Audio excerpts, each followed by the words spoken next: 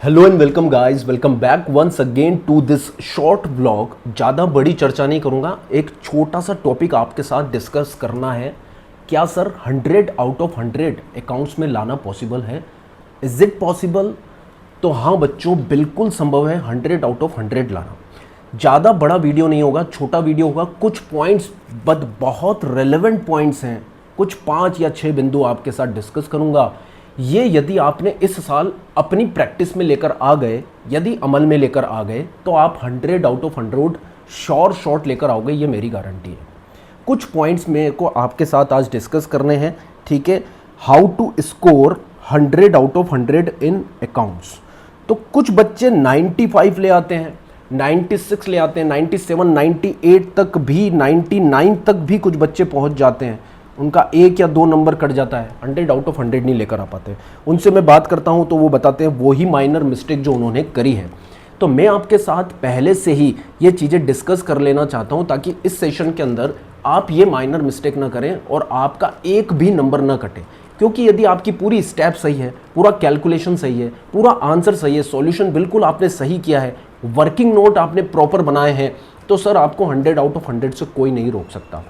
अब जिस बच्चे के 98 या 99 एक आते हैं बच्चों, उसके सारे क्वेश्चन सही होते हैं, सारे क्वेश्चन सही होते हैं, उसका 1 या 2 नंबर कहाँ कटता है मुझे आप बताओ। बहुत सारे बच्चे देख रहे होंगे जिन्होंने लास्ट एग्जाम्स भी दिया है, 98 99 पर वो अटके हैं। तो वो 1 नंबर कहाँ कटा? वो 1 नंबर कटा है आपका MCQ में। आई बात समझ में? वो टेक्निकल MCQ जो उन्होंने दिया है वो आपने गलत कर दिया। और मेरा इस पर भी जोर रहता है, एक एक MCQ, एक एक assertion, reason, case based MCQ सब हम करते हैं, क्योंकि वो नंबर यहीं से कटता है सर। और डिटेल्ड वे में हम इनकी प्रैक्टिस करते हैं ताकि एक नंबर भी आपका जो कीमती है वो न कट पाए। आई बात समझ में? तो इस बारे में चर्चा करेंगे कि आपको क्या करना चाहिए, किन पॉइंट्स पर आपको जोर देना चाहिए, किन बिंदुओं पर आपको विशेष ध्यान देना चाहिए। यदि आप वो गलतियां एलिमिनेट कर देंगे तो आप 100 आउट ऑफ 100 लेकर आएंगे।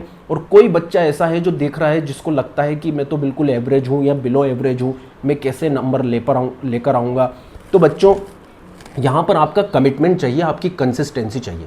This is one of the most important point. सबसे पहली ज़रूरत है आपकी निरंतरता, आपकी कंसिस्टेंसी। यदि आप कंसिस्टेंट नहीं है, कमिटेड नहीं है अपने प्रति, तो आपको सफलता कोई नहीं दिला सकता। तो यदि आप एवरेज है, बिलो एवरेज है, तो सुनिए, आज से पढ़ाई करना चालू कर दीजिए।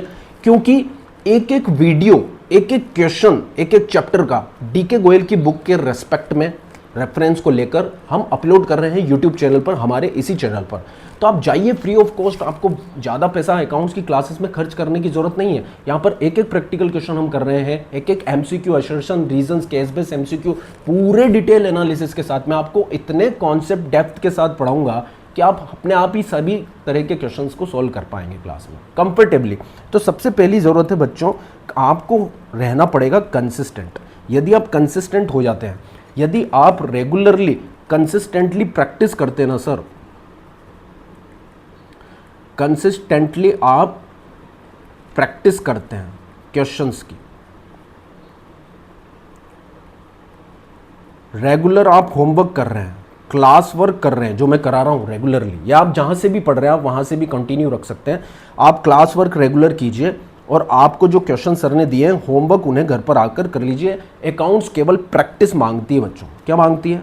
प्रैक्टिस। यदि आपने proper practice they the accounts को तो बात बन जाएगी सर, आधी बात तो वहीं बन जाएगी, ठीक है। अब बहुत सारे बच्चे कहते हैं कि कितने घंटे हमें पढ़ाई करनी पड़ेगी सर 100 में से 100 लाने के लिए। तो मैं कहता हूं ये आपकी नीड और आपकी रिक्वायरमेंट पर निर्भर करता है। यदि आप रेगुलर क्लास का रिवीजन कर लेते हैं, यदि क्लास का रिवीजन आप कर लेते हैं, घर पर आकर होमवर्क कर लेते हैं, क्लास में अटेंटिवली पढ़ाई करते हैं, ठीक है, प्रॉपर क्वेश्चन की प्रैक्टिस करते हैं, तो आपका आधे से ज़्यादा काम तो यही हो गया सर। तो टाइम स्लॉट के साथ आपको प्रैक्टिस करनी है, प्रॉपर आपको टाइम स्लॉट बनाना है।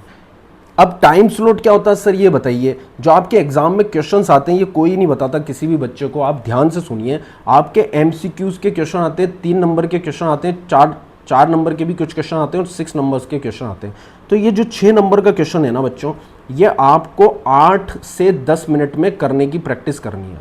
8 to 10 मिनट्स में आपको इसको कंप्लीट कर लेना चाहिए। अब 8 to 10 मिनट्स में कैसे करोगे? जब आप फर्स्ट रेगुलर प्रैक्टिस करोगे, कंसिस्टेंट रिवीजन होमवर्क करोगे, टाइम स्लॉट के साथ करोगे। किसके साथ करोगे बच्चों? टाइम स्लॉट के साथ। तो घड़ी लेकर आपको बैठना है। 6 नंबर का जो भी आपका सवाल है, 6 नंबर के किस तरह के सवाल होते हैं बच्चों, मैं आपको आंसर की बताऊंगा, बच्चे की जो 100 आउट ऑफ 100 लाया है। आई बात समझ में? हम बहुत सारे revision test paper practice manuals करेंगे, उसमें आपको पता चलेगा 6 नंबर के क्वेश्चंस में आपको 8 से 10 मिनट से ज़्यादा नहीं लेने हैं। 3 नंबर के क्वेश्चन में सर 5 से 6 मिनट में आपका 3 नंबर का क्वेश्चन हो जाना चाहिए, और 1 नंबर का तो क्वेश्चन आपका 50 सेकंड मतलब आधे मिनट से 1 मिनट के अंदर हो जाना चाहिए सर। आई बात समझ में? और 4 नंबर का क्वेश्चन 6 से 8 मिनट में आपका हो जाना चाहिए। ये टाइम स्लॉट डालकर आपको प्रैक्टिस करनी है। आई बात समझ में? अब तीसरा point, the most relevant point, जिसको बच्चा ध्यान नहीं रखता है, वो आपको बिल्कुल भी इग्नोर नहीं करना है। तीसरा पॉइंट क्या है? आपको प्रॉपर प्रेजेंटेशन के साथ क्वेश्चन करना है। प्रॉपर प्रेजेंटेशन, क्योंकि अकाउंट्स में आपको प्रॉपर फॉर्मेट्स बनाने होते हैं बच्चों। यदि बिना फॉर्मेट के आप आंसर लिखोगे ना, तो आपका इंप्रेशन क्या होगा? बहुत ख़राब हो जाएगा बच्चों।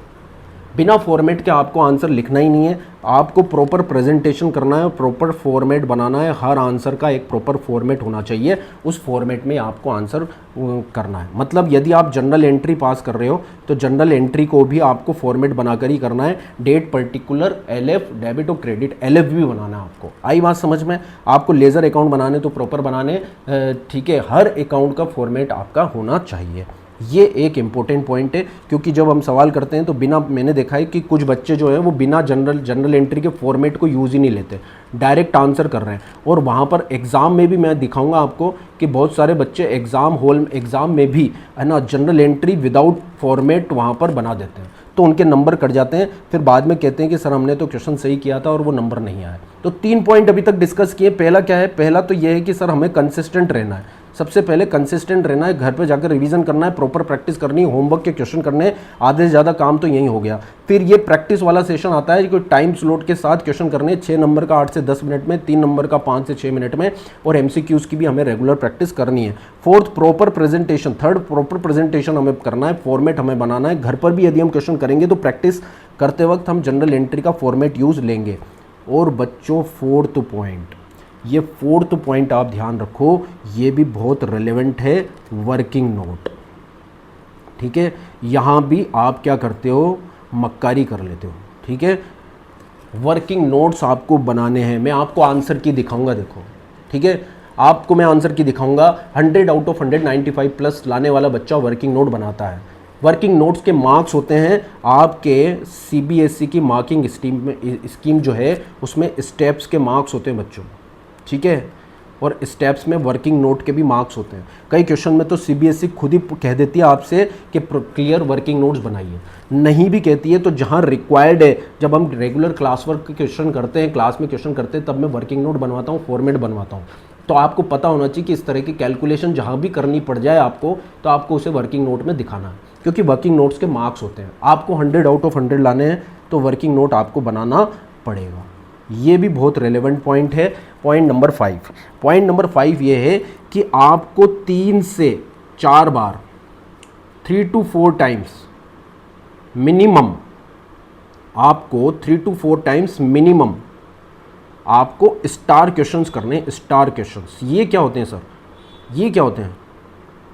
जब आप मेरे से जुड़ोगे, जब आप मेरी शीट्स करोगे, ठीक है, मेरे साथ क्वेश्चन सोल्व करोगे आप बुक के, जो मैं लाइव करवा रहा हूँ, रोज करवा रहा हूँ आपको क्वेश्चन में, उसमें मैं कुछ क्वेश्चंस को स्टार मार्क करता हूँ। अब ये जो स्टार मार्क क्वेश्चन है बच्चों, ये जितना भी सिलेबस है, जैसे किसी चैप्टर के अंदर 100 क्वेश्चंस है, तो 100 क्वेश्चंस में से आपको 30 से 40 क्वेश्चन ही स्टार क्वेश्चन मिलेंगे आपको। आई बात समझ में? मतलब 30 to 40% ये कवरेज रखते हैं, 30 to 40% ये कवरेज रखते हैं। और जितने बच्चे मेरे से पढ़े में पहले, आप उनसे पूछ लीजिएगा कि जो स्टार क्वेश्चन मैं लगवाता हूँ पढ़ाते वक्त, उनको यदि 3 से 4 बार कर लिया आपने, तो फुल कवरेज हो जाएगा आपका सिलेबस का, फुल कवरेज। और एग्ज़ाम में आपको रिवीजन में भी दिक्कत नहीं आएगी। ये एग्ज़ाम में रिवीजन के लिए बहुत हेल्पफुल है। एग्ज़ाम टाइम पर ये रिवीजन के लिए बहुत हेल्पफुल है। एग्ज़ाम टाइम पे जब आप रिवीजन करने बैठेंगे तो 100% सिलेबस रिवाइज नहीं होता है, तो आपको 30 से 40% जो क्वेश्चन मैंने स्टार लगाए वो ही करने हैं। और यदि आप वो कर लोगे तो उसके अंदर छोटे मोटे कॉन्सेप्ट तो आ ही जाते हैं बच्चों, फिर आपको कोई दिक्कत नहीं है, वो छोटे मोटे क्वेश्चन तो अपना आप ही बन जाएंगे। नंबर 6, मोस्ट रिलेवेंट पॉइंट ये उन बच्चों के लिए जो 95 ला रहे हैं, 96 लेकर आ रहे हैं, 97 लेकर आ रहे हैं। MCQs नहीं मिस करना है, डू ऑल MCQs, सभी तरह के MCQs आपको करने हैं बच्चों, सभी तरह के MCQs, ठीक है, सभी तरह के MCQs आपको करने हैं। इसमें असर्शन रीज़न भी आपको करने हैं, इसमें आपको सारे असर्शन रीजंस करने हैं, सारे असर्शन रीजंस करने हैं। असर्शन एंड रीजंस वाले क्वेश्चन तो छोड़ने ही नहीं है, यही कटता है क्वेश्चन में 1 नंबर। आई बात समझ में, ये बिल्कुल नहीं छोड़ना है आपको, ठीक है। और इसमें भी मैं स्टार लगवा दूंगा, वो जरूर कर लेना, ठीक है। केस बेस्ड MCQ आपको करने हैं, केस बेस्ड MCQ आपकी बुक में दिए हुए हैं। जो भी रेफरेंस बुक आप फॉलो करते हैं, मैं DK गोयल से पढ़ा रहा हूँ, तो DK गोयल में केस बेस्ड MCQs में सारे करवाता हूँ और वो आपको करने ही हैं। आई बात समझ में, असर्शन रीज़न करने हैं, केस बेस्ड MCQ करने हैं, और जितने स्ट्रेट MCQ दिए हुए हैं, concept based, I must say theory based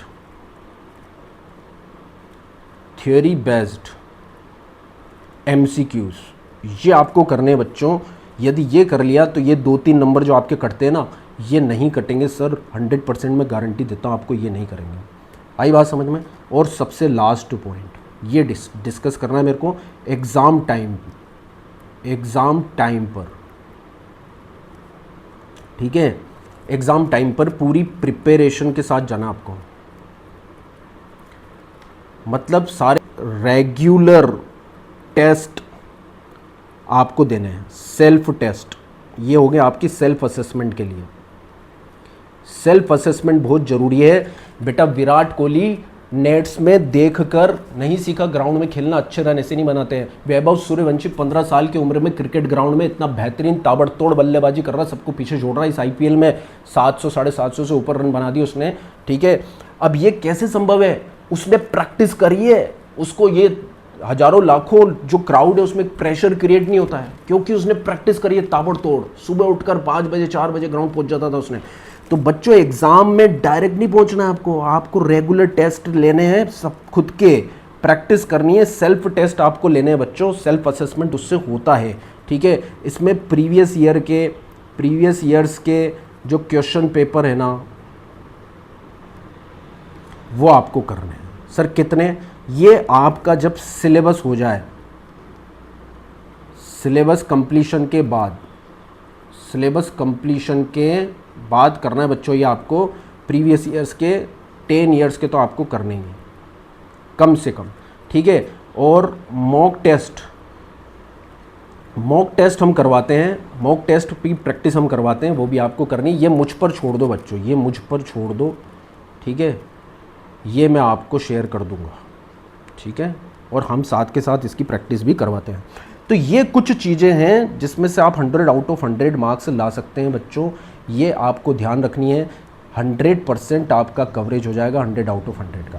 पहला क्या है, आपको कंसिस्टेंट रहना है। दूसरा पॉइंट मैं आपको रिवाइज करवा दूं, टाइम स्लॉट के साथ आपको क्वेश्चन करने हैं। 6 नंबर 8 से 10 मिनट में, 4 नंबर 6 से 8 मिनट में, 3 नंबर क्वेश्चन 5 से 6 मिनट में, फिर 1 मिनट में मैक्सिमम MCQ आपको करना है। प्रॉपर प्रेजेंटेशन करना है, फॉर्मेट बनाना है, जनरल एंट्री का भी फॉर्मेट बनाना है। एग्जाम में विशेष रूप से ध्यान रखना है, जिसके लिए प्रैक्टिस अभी से करनी है। अभी स्किप करोगे तो एग्जाम में भी स्किप कर दोगे, अभी भी स्किप आपको नहीं करना है, ठीक है। तो आपकी आदत बन जाएगी, और जिस चीज़ की हम आदत बना लेते हैं उसमें हमें दिक्कत बाद में नहीं आती है। वर्किंग नोट एग्जाम में बनाने हैं, क्योंकि स्टेप्स मार्किंग है, मार्किंग स्कीम है CBSE की, उसके हिसाब से 3 से 4 बार मिनिमम रिवीजन करना है। किसका? स्टार क्वेश्चंस का। जो स्टार क्वेश्चन होते हैं वो 30-40% कवरेज रखते हैं आपके सिलेबस की।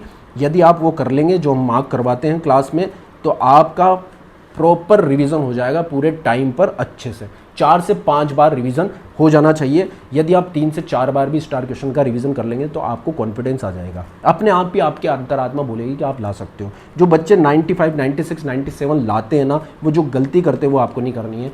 क्या गलती वो करते हैं, ये बहुत रिलेवेंट है, बहुत इंपॉर्टेंट है। वो गलती करते हैं MCQs को छोड़ देते हैं वो, है ना। MCQs से कॉन्सेप्ट में डेफनेस भी आती है बच्चों, तो एमसीक्यूज मत छोड़ो आप। Assertion reason based, case based MCQ, straight liner, concept based, theory based MCQ, ये नहीं छोड़ने आपको। और एग्ज़ाम टिप्स ये है कि एग्ज़ाम के टाइम पर आपको पूरी प्रिपरेशन के साथ जाना है और एग्ज़ाम से पहले आपको रेगुलर टेस्ट लेने, सेल्फ असेसमेंट करने, प्रीवियस ईयर 10 साल के क्वेश्चन पेपर आपको करने, मॉक टेस्ट पेपर करने, ये मुझ पर छोड़ दो। पूरा सिलेबस की गारंटी जेडी कॉमर्स क्लासेस पर करवाई जाएगी सर। एक एक वीडियो, एक एक क्लास का एक एक क्वेश्चन के साथ अपलोड किया जाएगा। क्लास के साथ ही स्टार क्वेश्चंस आपको करवाए जाएंगे, एमसीक्यूज करवाए जाएंगे। सारी प्रिपरेशन की जिम्मेदारी मेरी। एक विश्वास करो बच्चों, बिल्कुल मैं कमिटेड हूँ इस साल। आप हम दोनों मिलकर 100 आउट ऑफ 100 की लाइन लगा देंगे बच्चों। आप व्हाट्सएप पर मुझे रिजल्ट भेजोगे, जब आपका रिजल्ट आएगा निश्चित तौर पर आपका परिणाम बहुत अच्छे होंगे। ये मेरा कमिटमेंट है। आई बात समझ में? क्या आप मेरे कमिटमेंट में साथ हो? बताओ कमेंट बॉक्स में कमेंट करके बताओ बच्चों, ठीक है? तो ये चीज़ें आपको बहुत बहुत विशेष तौर से ध्यान में रखनी है, ठीक है? मिलते हैं हमारी रेगुलर क्लासेस में। जिन्होंने अभी तक, जिनको नहीं पता है, हम फंडामेंटल्स ऑफ पार्टनरशिप के ऑलमोस्ट 80 क्वेश्चंस अपलोड कर चुके हैं। अब हम change in profit and loss ratio start करने जा रहे हैं, ठीक है? डी के गोयल से पहले उसका कॉन्सेप्ट पढ़ेंगे, फिर डी के गोयल से, और इस तरह से पार्टनरशिप पूरी करेंगे। फिर फाइनेंशियल स्टेटमेंट की बुक करेंगे, या फिर कंपनी अकाउंट्स पहले कर लेंगे, फिर फाइनेंशियल स्टेटमेंट करेंगे। इस तरह से पूरा सिलेबस 11th और 12th का यहाँ पर कवर हो रहा है। मिलते हैं नेक्स्ट वीडियो में। तब तक के लिए अपना, अपनी फैमिली का ध्यान रखो। राधे राधे।